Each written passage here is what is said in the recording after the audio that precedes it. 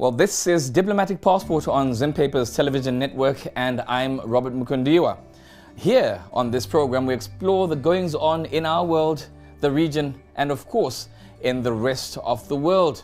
Zimbabwe, of course, has been hugely impacted by COVID-19 pandemic, and certainly we are in the eye of what is indeed a storm. But first, let's take a look at the latest COVID-19 statistics in Zimbabwe as of the latest information from the Ministry of Health and Childcare. Zimbabwe now has 2,034 confirmed cases, including 510 recoveries. And of course, we're going to also start focusing on recoveries because that's another side that we need to start talking about.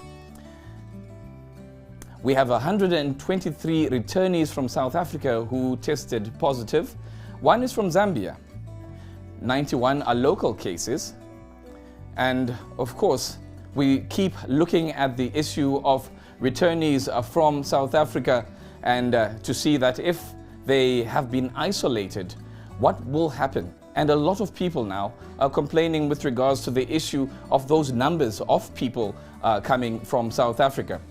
However, in a related issue with regards COVID-19, the acting Minister of Health, Eamon Murwira, had issues to talk about with regards where we stand as a nation at the moment. Here's Eamon Murwira speaking to us earlier. Government is doing a lot that it can do, including testing. That testing has enabled us to see the trend, isn't it? If it was not because of testing, we would not have been talking about thousands of people. We are talking about thousands because we're able to test.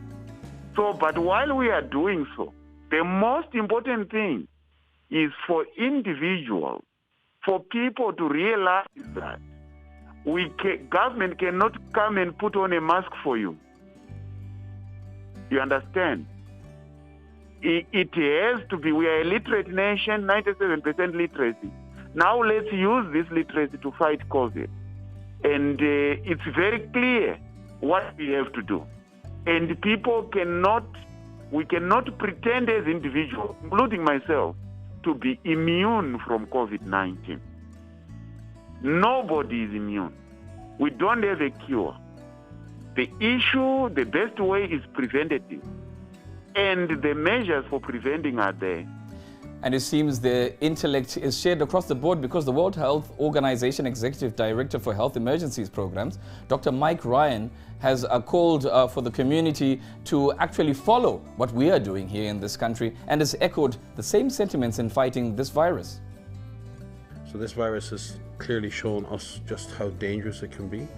But we've also, while seeing that and seeing that disease spread and cause so much devastation, we've also seen communities and countries fight back, and we've seen them achieve success, and we've seen them sustain that success by using very simple measures. And what we've seen is when communities are united, when governments are clear about how they go about things, and when we all work together, we can beat this virus and we can suppress it, we can reduce deaths, and now with the prospect potentially of having effective vaccines down the line, we also have the hope of another measure. But that's still a while away. So I think we have to really focus on where we are now in the pandemic and what we can do together now. And I think the toughest part of this is sustaining our effort at community level. It's really hard after 7 months. Everyone's tired, everyone's exhausted, everyone just wants things to go back to the way they were. Who wouldn't? We do. Now, if you get the general gist of our message today here on Diplomatic Passport, it's in saying that we need to act responsibly as individuals because our actions have an impact on the next person and on how we fight COVID-19. Now, this was also echoed by a regular person here on Diplomatic Passport who we always run to for intellect. It's the UK-based Zimbabwean Dr. Brighton Chireka, and this is what he had to say. We are now living and breathing COVID-19. Over the past few days, we have seen a lot of local transmission cases increasing in Zimbabwe. This has made me to reflect. In life, there comes a time when you need to reflect and also assess your actions or inactions. We now need to take personal responsibility and not subcontract our responsibility to anyone. Each and every one of us is called to play their part. COVID-19 is a wicked problem. It's not something that we think we can term it, we can sort it out. It calls for collaboration. It calls for all hands on the deck. It calls for the whole nation to rally behind each other and be responsible. We need, as a people, to start to ask ourselves those difficult questions. Are my actions or inactions helping in the fighting of this pandemic? We need to speak up. Tell your colleague to wear their mask.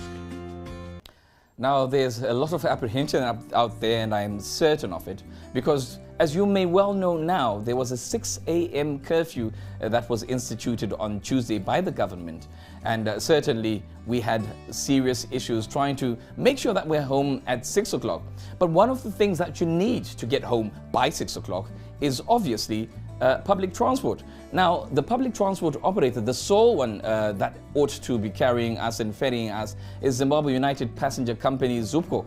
And the question is it capacitated enough to make sure that essential workers can be at their places of work in time? And from what we saw yesterday, there were hordes and hordes of people, but there certainly was no operator in sight, as you can see from those images.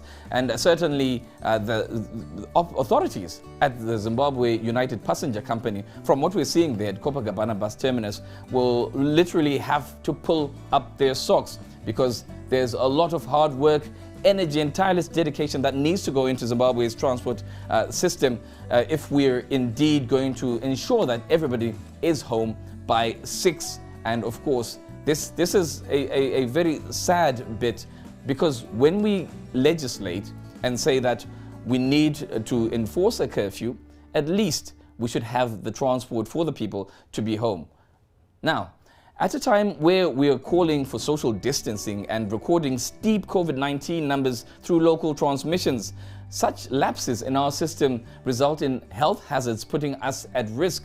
Now, the World Health Organization technical lead personnel, Dr. Maria van Kerkhove, who of course we've referenced to a lot of times, emphasized on the need for us to be conscious of the effects of our actions as individuals.